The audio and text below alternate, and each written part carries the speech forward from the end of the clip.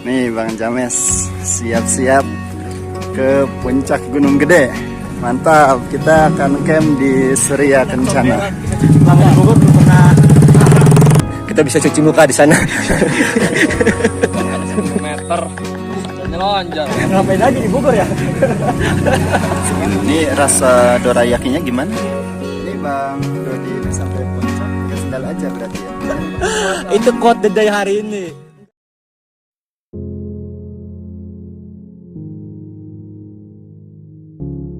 Terkadang kita hanya butuh diam, berhenti sejenak, karena pada akhirnya waktu akan menyembuhkan.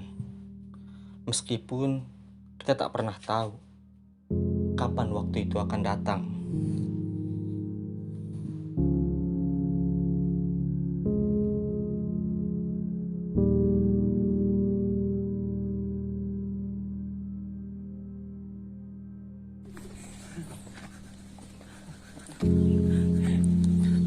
Yuk, 5 menit lagi. Tapi 5 menit planet Namek, bukan planet bumi. 5 menit di planet Namek sama dengan 1 jam di sini. Wah, harus 10 meter. Udah nyelonjor berarti. Bener 5 menit lagi tapi di sana. Satu ya. Baru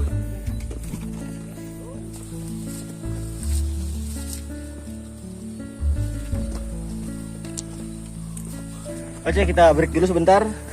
Dodi masih di bawah, kita nungguin sebentar ya.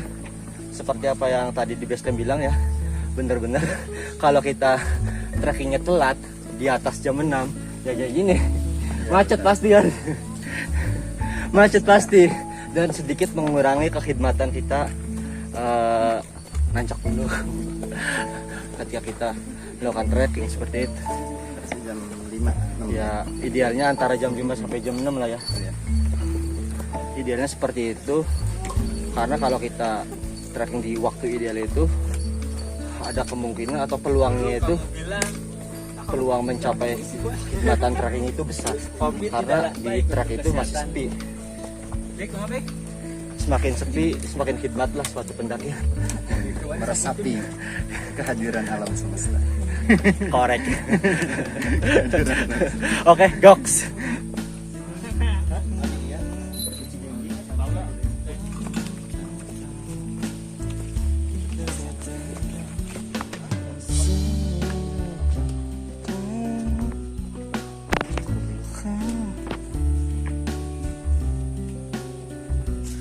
Oke, Bang Dodo datang. Come on. Come.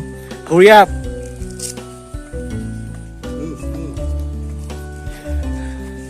Lanjut, break.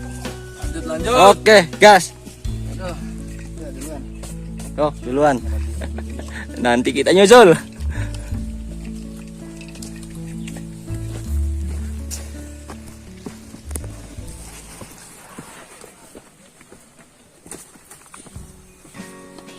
Lanjut. Gas.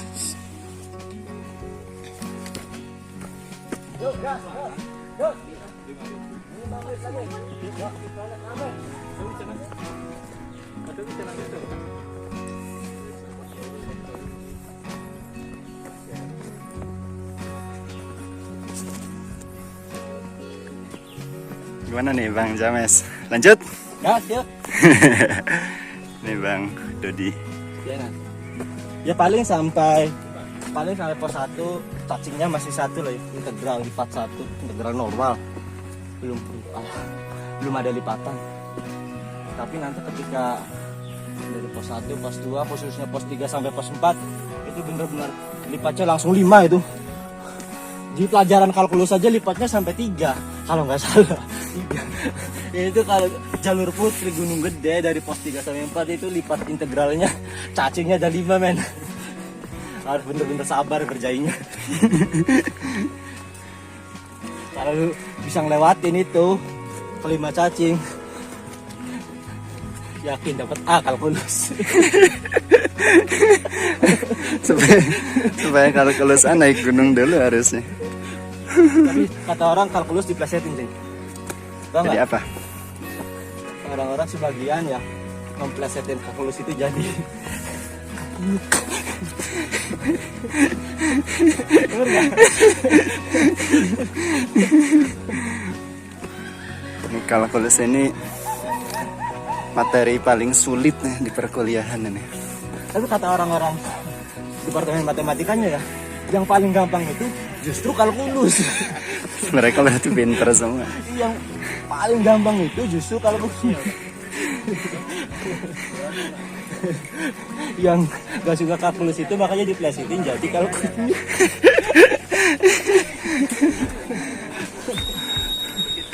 Ah, ini pada beristirahat ini. Ini pos 90. Ini pos bayangan kuadrat ya. Sampai bayangan Pos 1 bayangan pangkat kuadrat. 8. Belum pos 1, tadi kan pos bayangan. Sekarang pos bayangan kuadrat. Atau kalau bahasa lainnya pos bayangan aksen. Tadi nggak ada aksen ya. Ya, Sekarang ada aksen, ada kutip. ada kutip. Kutipnya dia. Iya, lanjut sip.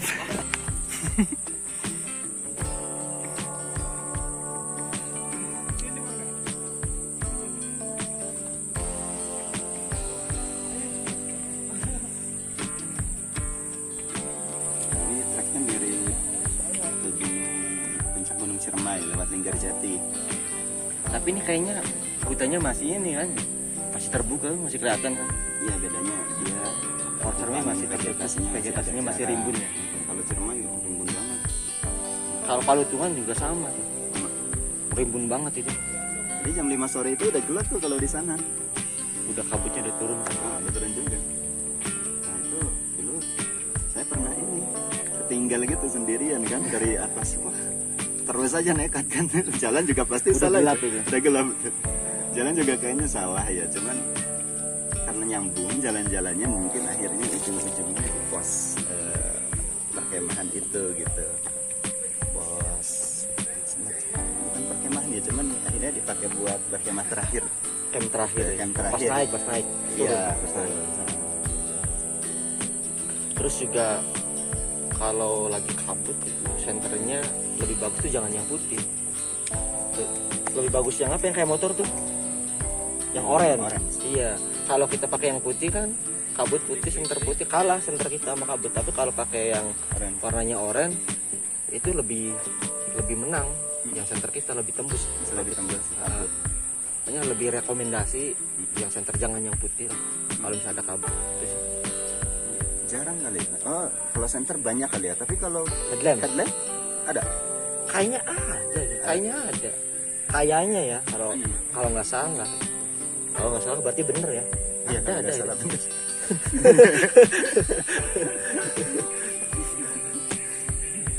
Jawa Barat tuh karakter vegetasi hutannya ya mirip-mirip. Sabana jarang, Jawa Barat kan jarang sabana. Yang ada kan di sini Surya Kencana kan, sama di Guntur. Papandayan, belum Papandayan, udah pernah kan? Pernah. Ada nggak sabananya? Ada di Pamandannya ada. Oh, ada ya. Ada kan yang Iya. dataran datar itu. Sebenarnya karakter gunung-gunung di Jawa sama di Jawa Barat, Jawa Tengah, Jawa Timur sebagian sebagian besar sih umumnya itu bisa dibedakan lewat karakteristik vegetasi.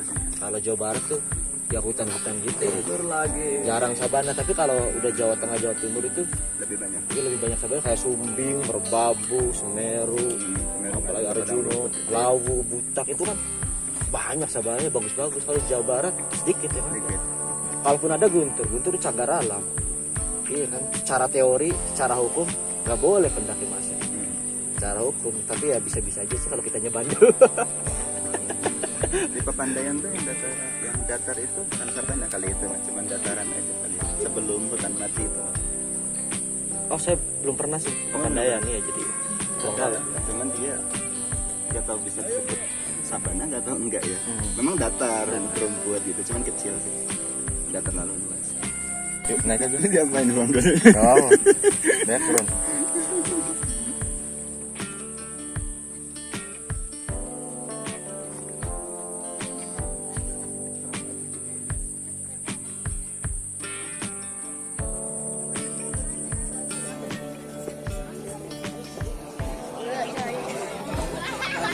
Di foto sini.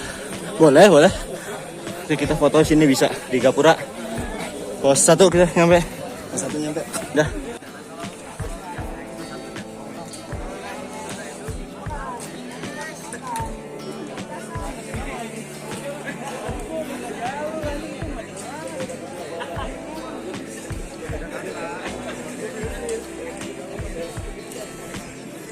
Kaca sekarang kita udah sampai pos 1 di pukul setengah 10. Dodi masih di belakang, kita nungguin dulu sebentar.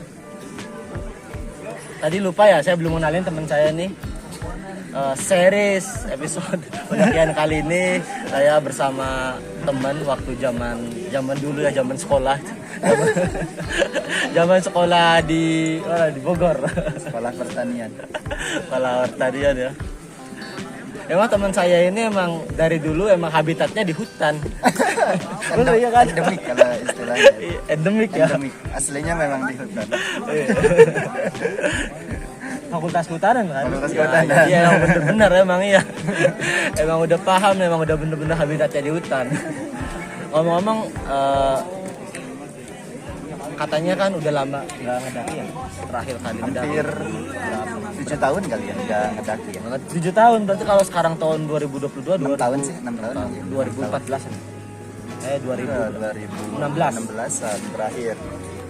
2016-an kayaknya terakhir itu. Terakhir naik gunung Papandayan. Pandayan. Sebelum itu Sebelum itu Ciremai sekali, yang ketiga ya, Ciremai Iya. yang ketiga, terus Semeru sebelumnya lagi Pangrango. Pangrango. Itu kalau ke Gede Via Putri Belum, ini perdana berarti ini ya? perdana. Perdana ya. Perdana. Meskipun udah bertahun-tahun di Bogor ya. Iya, Tapi sempatnya ke jalur sebelahnya aja ya. jalur Cibodas. Bodas. Itu juga bukan gunung gede kan, gunung Pangrango. Pangrango ya. Jadi belum pernah ke Surya Kencana.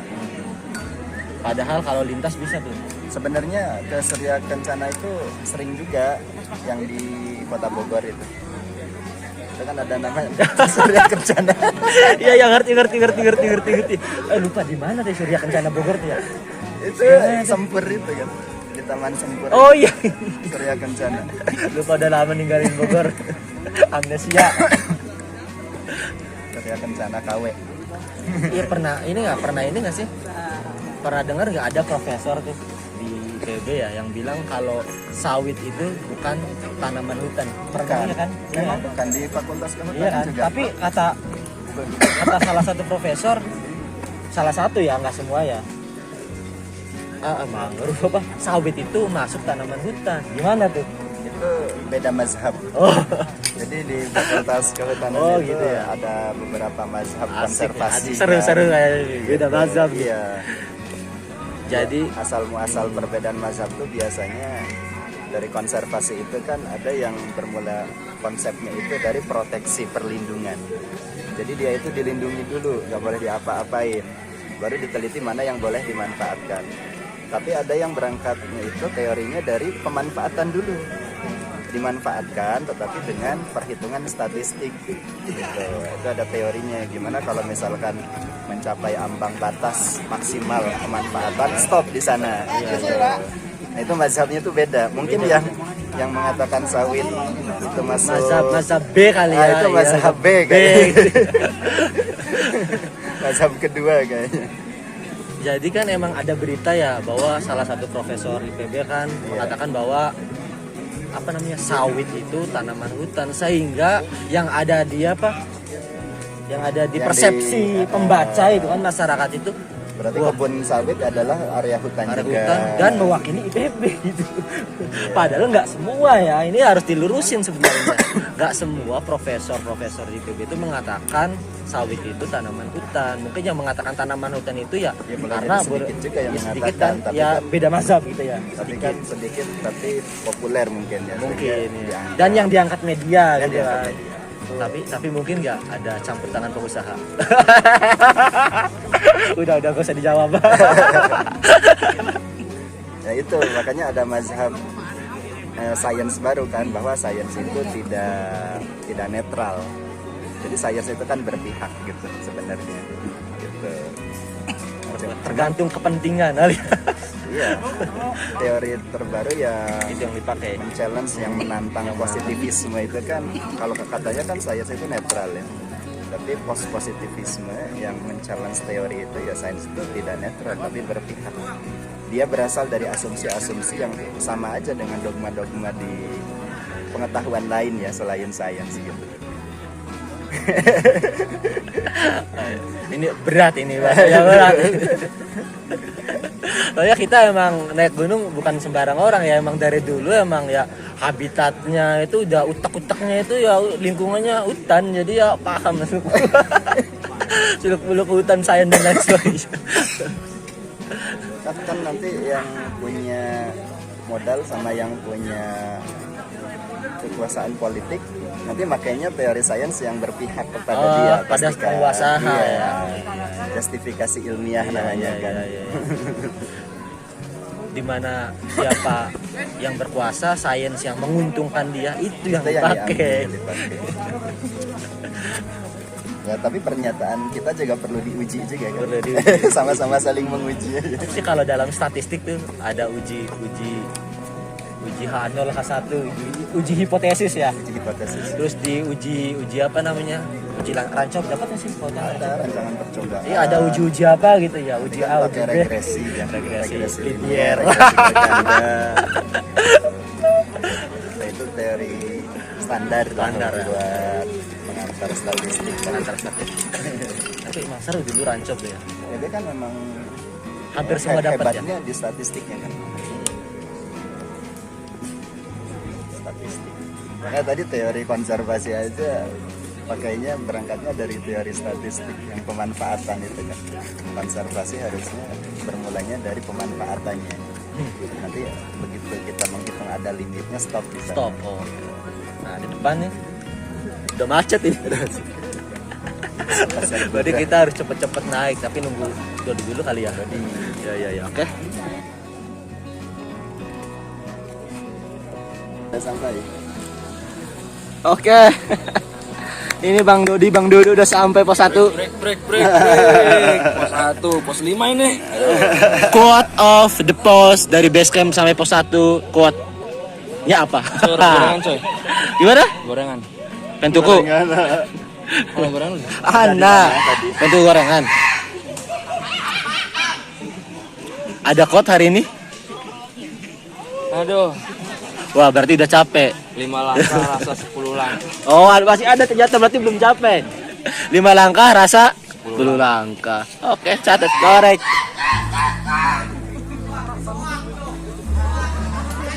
Tapi ada ininya. Do not eat, tapi bahasa Jepang sih, nggak ngerti. Ya, jangan dimakan. Dia harus dihirup. Oh gitu. Terus disundut dulu. Namanya apa? Bukan narkoba kan? Bukan narkoba kan? Bukan, namanya heroin. Saya tahu rasanya kalau heroin. Kayaknya rasanya seperti Anda menjadi Iron Man. Dan rasanya banget. Disensor ya kata-kata itunya. Roti dorayaki. Tadi dikasih sama Doraemon di tengah jalan. Gak perlu jauh-jauh ke Jepang buat makan dorayaki, cukup beli di mana? Beli di mana ini? Nah, ini Indomaret. Indomaret ini. Kalau Anda ingin beli dorayaki, tak perlu jauh-jauh ke Jepang, cukup di Indomaret. Nanti di puncak kita ketemu Indomaret juga. Endorse dong Indomaret, endorse dong. Anda dipromosi ini, endorse dong. Endorse. Ini rasa dorayakinya gimana? Mana ya? Kayak bolu-bolu yang harga 2000-an. Masa ini belinya 10.000 ini. Tapi ada coklatnya dulu. Harga bolu ya yang 2000-an apa 3000 gitu harganya. Tapi di dalamnya ada coklatnya itu, Be. Ini 10.000 belinya. Tapi maksudnya 10.000 dapat 3. Tapi tetap worth it lah buat dimakan. 10.000 dapat 3 sama aja 3.000 kan. Nah, ini Tahu tempe langka. 200 coy. Lihat.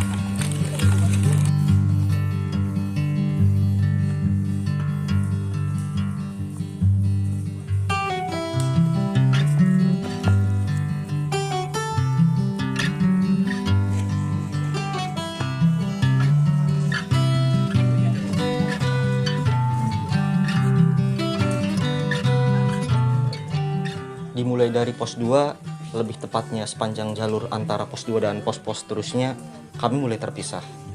Dodi berada di belakang, Diki di depan, sedang saya berada di antara keduanya. Kalau sudah terpisah seperti ini, biasanya rekan pendakian yang berada di posisi paling depan akan menunggu di pos selanjutnya, sampai semua rekan pendakian bertemu kembali. Meskipun itu tak pernah atau lupa dibahas sebelumnya, tetapi hal tersebut sudah menjadi insting bagi setiap pendaki. Sudah lama berjalan, namun pos 3 tak kunjung sampai. Rasa-rasanya bukan trek dari pos 3 ke pos 4 yang paling berat, melainkan trek dari pos 2 ke pos 3. Tapi entahlah, saya lupa. Karena seingat saya trek dari pos 3 ke pos 4 lah yang paling berat, atau yang cacingnya paling banyak. Saat ini saya sedang berada di antara pos 2 menuju pos 3. Dodi ada di belakang, sedangkan Diki udah di depan. Tapi kayaknya saya salah deh. Sebelumnya saya bilang trek yang cacingnya integral 2-3 kali 4-5 lipat itu pos 3 sampai pos 4 kan. Kayaknya saya salah deh. Yang banyak cacingnya itu dari pos 2 menuju pos 3 kayaknya. Udah lupa soalnya. Terakhir kesini tahun kemarin bukan 2019 atau 2020. 2019. Udah lupa. Makanya bener dari pos 2 ke pos 3 yang paling berat. Yang paling banyak cacingnya. Bukan dari pos 3 ke pos 4. Oke, goks.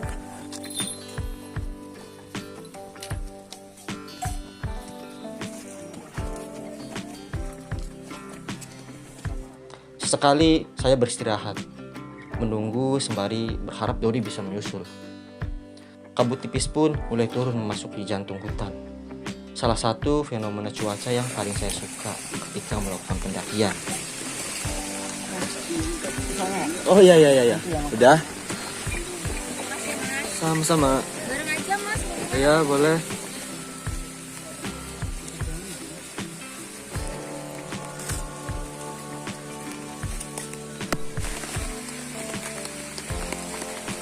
Lalu gerimis mulai turun dan kebaikan langit pun datang. Di tengah guyuran hujan, saya terus berjalan dan sesekali berteduh di bivak pendaki lain, sembari berharap hujan akan reda.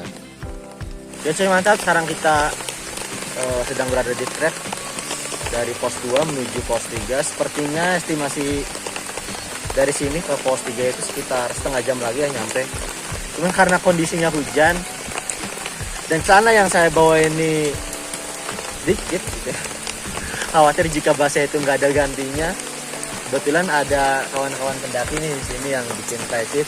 Saya nebeng ya, Kang Awa ya. Nggak tahu nih saya mau berapa menit neduh.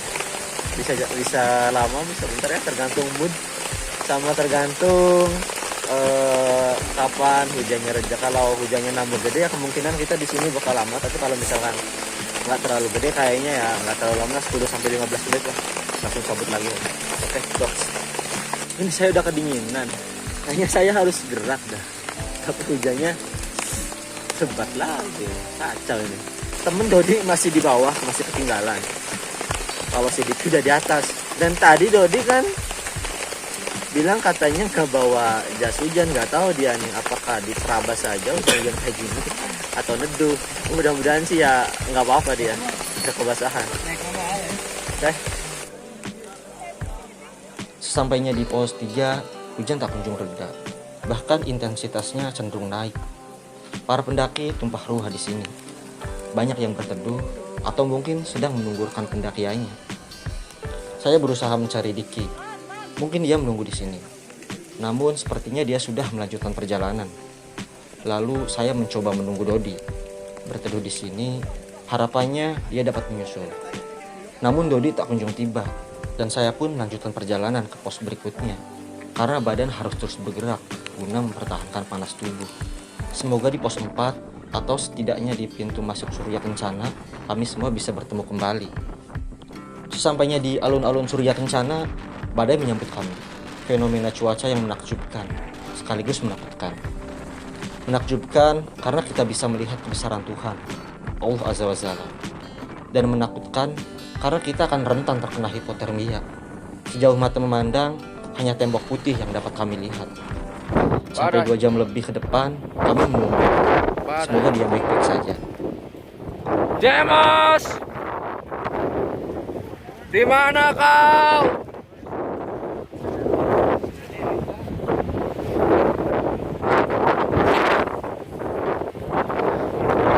James! Di mana kau? Badai!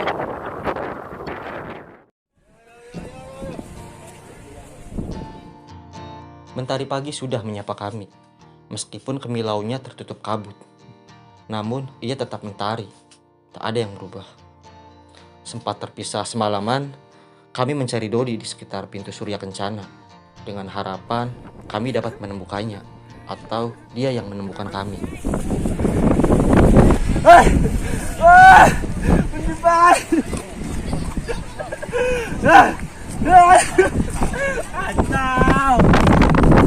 Alhamdulillah.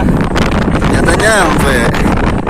Terus orang ketinggalan di bawah kan, ditungguin dari jam 7. Tapi nggak datang. Tapi sebenarnya udah feeling sih.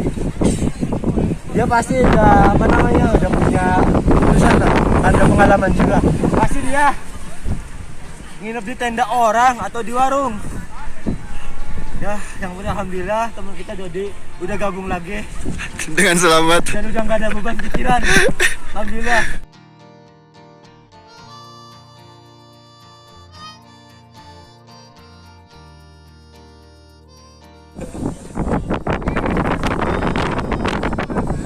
Makasih ya bang ya.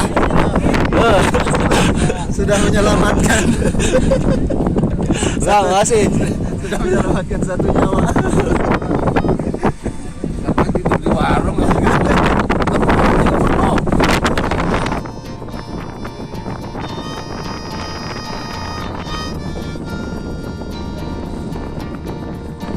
Cari air.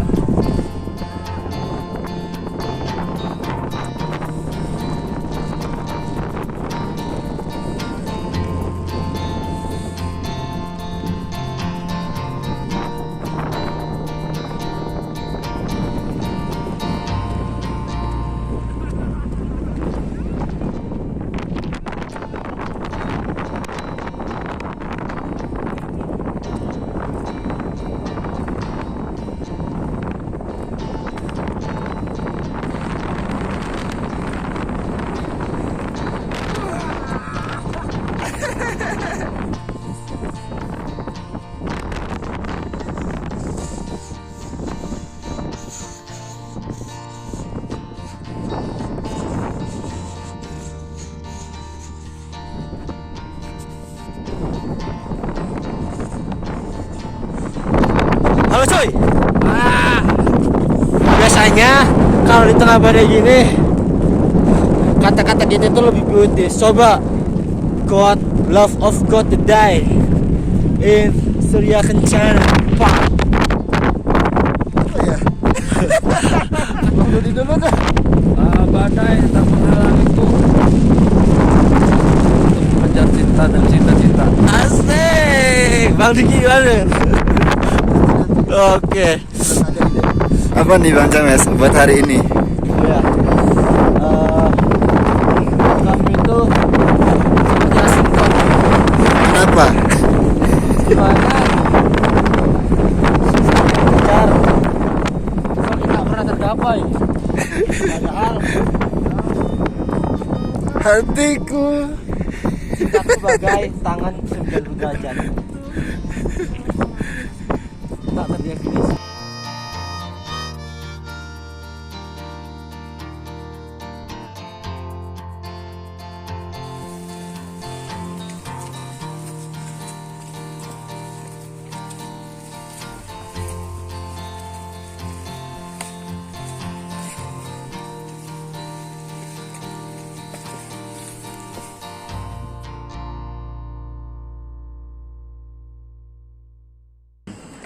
Berikat arang.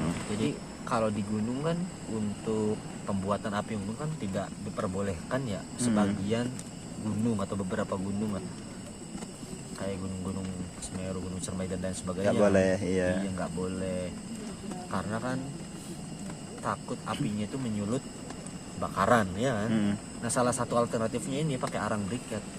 Karena dalam pembakarannya mudah, dia tidak menghasilkan asap. Mungkin kalaupun asap juga nggak kelihatan asapnya dan nggak beracun. Sabunnya dikit, jadi lebih ramah lingkungan gitu. Aman berarti ya Aman. kalau Kalau dalam keadaan terang, ini nyalanya putih. Oh gitu. Tapi kalau dalam keadaan gelap, ini jadi warnanya merah, kemerahan. Tuh. Oh kan? iya, benar. Iya kan? Benar. Bener nggak? Benar Kan jadi bagus kan, kemerahan kan. Heeh. Jadi lebih estetik aja gitu. Ini kalau tempat belinya berarti di mana tuh?